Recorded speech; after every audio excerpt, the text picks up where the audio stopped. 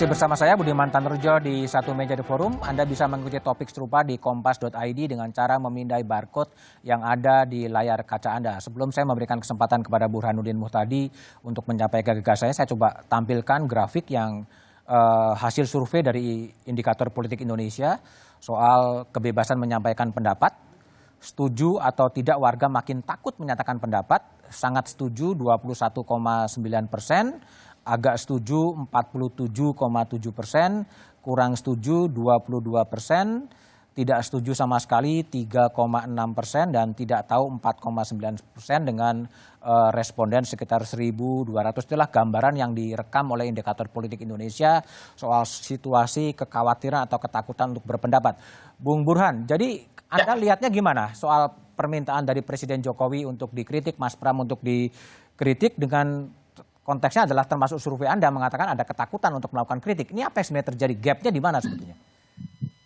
Sebelum menjawab pertanyaan itu, Bung Budiman, saya ingin menjelaskan mengapa indeks demokrasi kita turun. Oke. Menurut The Economist Intelligence Unit, demokrasi skor kita tahun 2019-2020 adalah yang terburuk dalam 14 tahun terakhir. Ya. Kemudian dikonfirmasi juga oleh Freedom House sama Varieties of Democracy. Sebabnya terutama sejak 2013 ketika ada undang-undang Ormas yang membatasi Ormas. Waktu itu belum Pak Jokowi ya, di akhir masa jabatan Presiden SBY. Indeks kita drop dari fully free menjadi semi demokrasi menurut Freedom House. 2014 sampai 2017 skor kita turun lagi, penyebabnya adalah SARA dan intoleransi. 2014 sampai 2017. 2018 sampai 2020 penyebabnya adalah terutama faktor kebebasan sipil yang terancam. Ada dua di situ, kebebasan berorganisasi yang makin terpuruk sejak munculnya Perpu Ormas. Yang kedua terkait dengan iklim menyatakan pendapat. Nah, itu datanya clear. Saya udah tulis di banyak jurnal dan buku. Okay. Nah sekarang pertanyaannya adalah bagaimana dengan respon Presiden Jokowi? Kalau saya pribadi menyambut dengan sangat sukacita apa yang disampaikan oleh Presiden Jokowi, karena menurut saya itu bagian dari introspeksi. Sebagai kepala negara, sebagai kepala pemerintahan, Presiden Jokowi betul-betul merasakan denyut nadi dan perasaan publik bahwa ada persoalan yang serius terkait dengan masalah kebebasan sipil. Jadi saya kutip saja dua pernyataan kunci dari Presiden Jokowi yang seharusnya itu menjadi semacam rambu-rambu buat menteri maupun aparatnya dalam rangka membenahi masalah kebebasan sipil ini.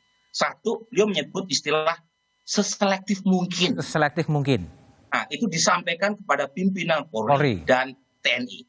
Apa yang dimaksud seselektif mungkin? Ada tiga. Satu adalah mengedepankan pendekatan persuasif dalam menyelesaikan persoalan terkait dengan laporan-laporan antar warga.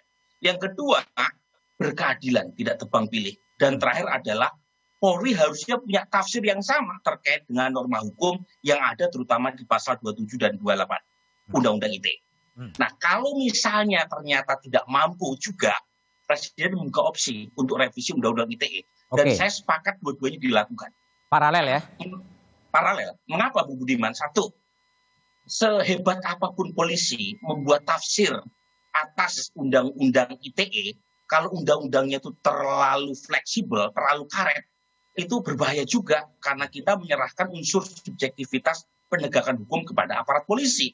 Jadi sebaik-baiknya undang-undang adalah ada aturan yang betul-betul tegas. Misalnya soal penghinaan, pasal 27 ayat 3. Di KUHP menurut Wamenkumham itu ada 6 definisi penghinaan. Di Undang-Undang ITE cuma 1. Jadi betul-betul bebas menurut baik pelapornya maupun menurut aparat polisinya.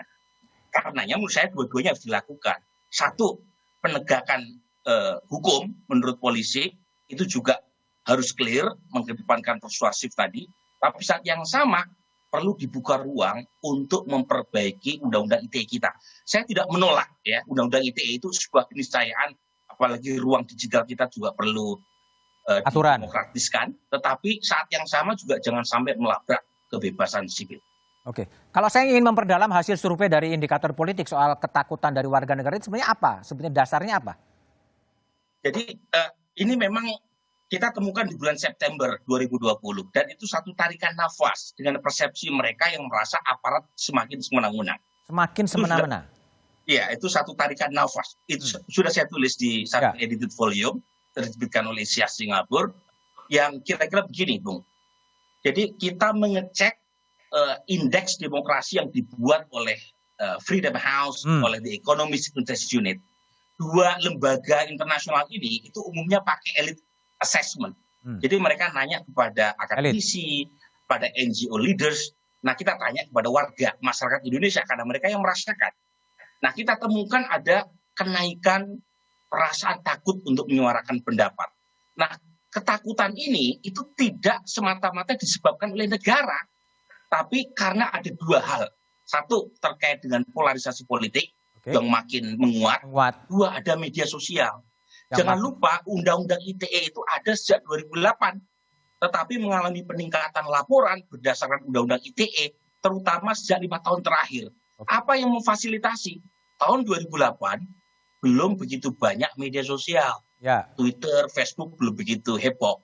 Yang kedua, saat itu belum ada polarisasi politik. Nah sekarang polarisasi politik begitu membelah yang membuat orang saling melaporkan dan akibatnya orang takut untuk menyuarakan pendapat. Meskipun elitnya udah bergabung ya Burhan ya? Betul. Meskipun elitnya sudah saling rangkul kan? Bermesraan gitu ya di atas, tetapi di bawah tidak menyelesaikan. Dan itu buzzer itu datang dari kedua belah pihak loh, Bung. Saya pribadi 2019 itu dibully habis-habisan gara-gara quick count. Yang waktu itu saya memprediksi Pak Jokowi menang. Ada ribuan orang yang melakukan bully terhadap saya dan keluarga. Saya laporkan ke polisi, nggak diproses juga. Jadi poin saya adalah ini persoalan bersama yang harus kita tuntaskan, dan saya sepakat dengan Pak JK, dengan Pak Jokowi, mari kita benahi bareng-bareng, mari kita koreksi, biar arah kita benar. Jangan semuanya itu dilihat seperti paku. Jadi kalau kita itu bawa palu, apapun terlihat seperti paku. Jadi pengen menindas. Jadi berilah kesempatan untuk mengekspresikan pendapat sehingga ruang bisa terbuka, apapun pendapat mereka, pro dan kontra, mereka semua. Baik, Burhan, kita coba dengar pernyataan dari Presiden Jokowi soal revisi Undang-Undang ITE. Mungkin bisa diputar. Belakangan ini saya lihat semakin banyak warga masyarakat yang saling melaporkan. Ada proses hukum yang dianggap kurang memenuhi rasa keadilan. Kalau Undang-Undang ITE tidak bisa memberikan rasa keadilan, saya akan minta kepada DPR untuk bersama-sama merevisi Undang-Undang ini, Undang-Undang ITE ini, terutama menghapus pasal-pasal karet. Baik, Bung Irfan, posisi Presiden jelas ingin menghapus pasal-pasal karet yang ada di Undang-Undang ITE. Itu proses selanjutnya akan gimana, Bung Irfan?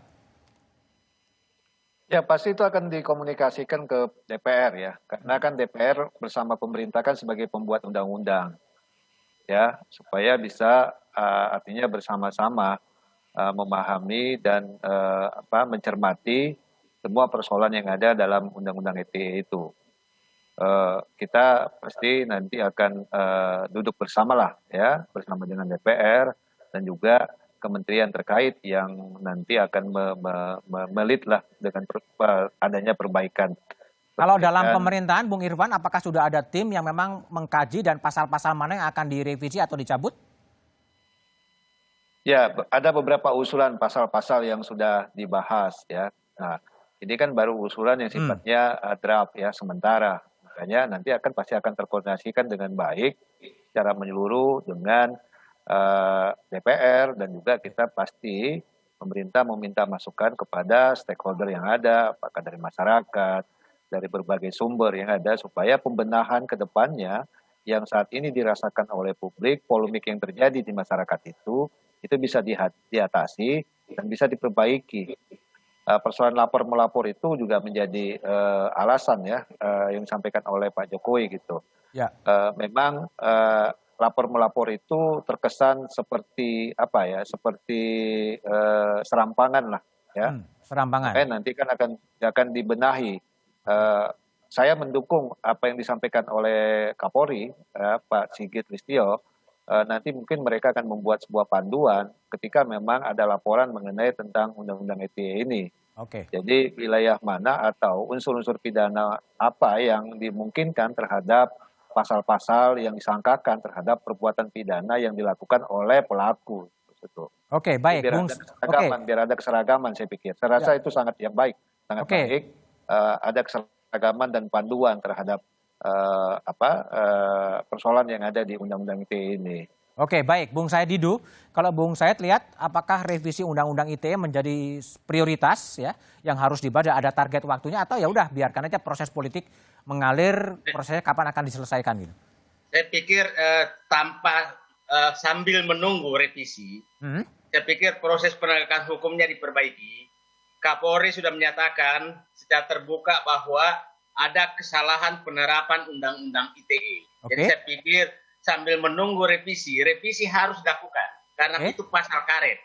Itu harus dilakukan, tapi tanpa menunggu selesainya revisi, saya pikir Kapolri sudah bisa melakukan itu.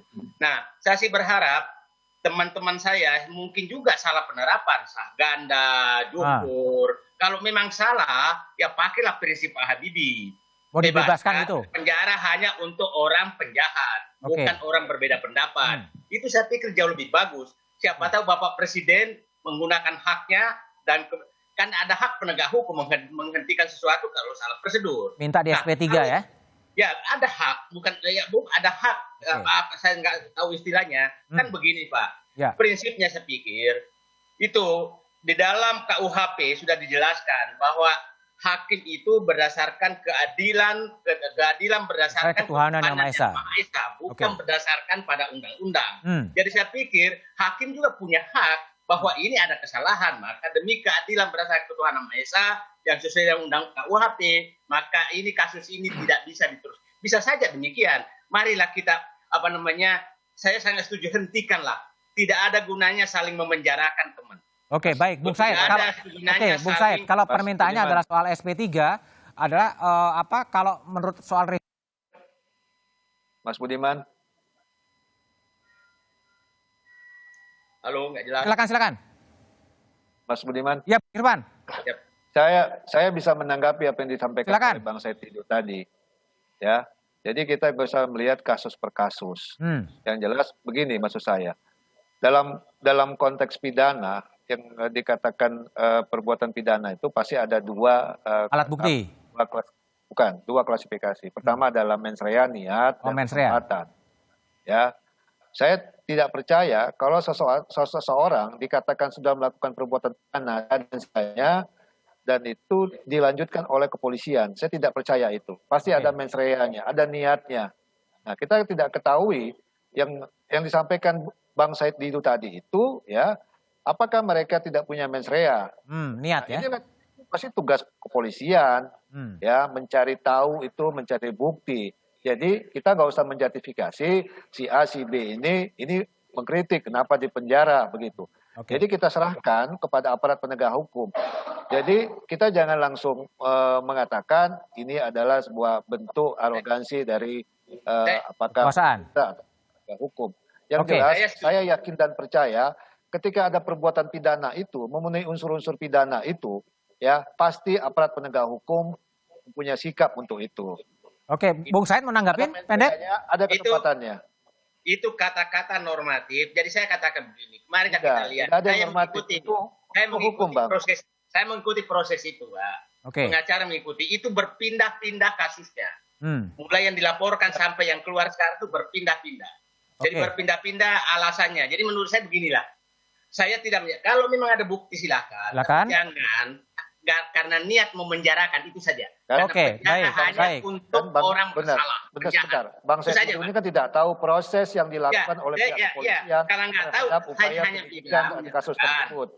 Penjara hanya orang untuk penjahat. Penjahat bukan orang yang berbeda pendapat. Oke, saya akan minta pandangan dari Mas Budi Aristiadi soal fenomena maraknya buzzer yang juga dikritik. Tapi menurut pandangan Mas Budi Ari, ini buzzer harus diapakan setelah jeda berikut ini?